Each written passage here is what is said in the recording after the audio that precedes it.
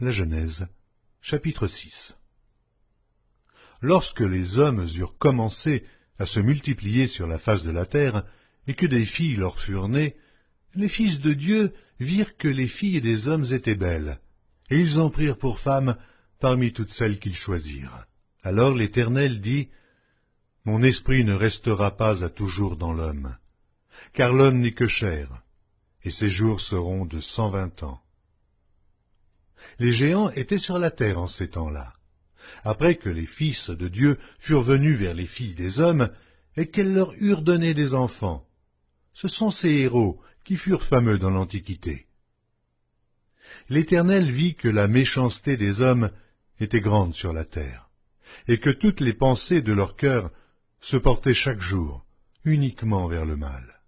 L'Éternel se repentit d'avoir fait l'homme sur la terre, et il fut affligé en son cœur. Et l'Éternel dit, « J'exterminerai de la face de la terre l'homme que j'ai créé, depuis l'homme jusqu'au bétail, aux reptiles et aux oiseaux du ciel, car je me repens de les avoir faits. » Mais Noé trouva grâce aux yeux de l'Éternel. Voici la postérité de Noé. Noé était un homme juste et intègre dans son temps. Noé marchait avec Dieu. Noé engendra 3 fils, Sem, Cham et Japheth. La terre était corrompue devant Dieu. La terre était pleine de violence. Dieu regarda la terre, et voici, elle était corrompue, car toute chair avait corrompu sa voie sur la terre. Alors Dieu dit à Noé, « La fin de toute chair est arrêtée par devers moi, car ils ont rempli la terre de violence. Voici, je vais les détruire avec la terre. Fais-toi une arche de bois de gophée. Tu disposeras cette arche en cellules, et tu l'enduiras de poix en dedans et en dehors. Voici comment tu la feras.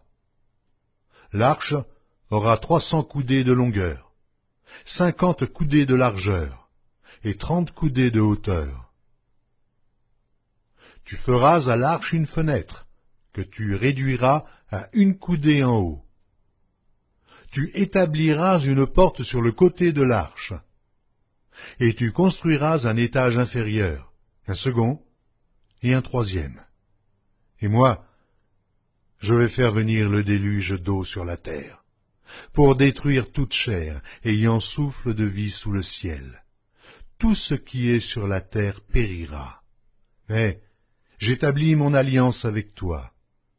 Tu entreras dans l'arche, toi et tes fils, ta femme et les femmes de tes fils avec toi.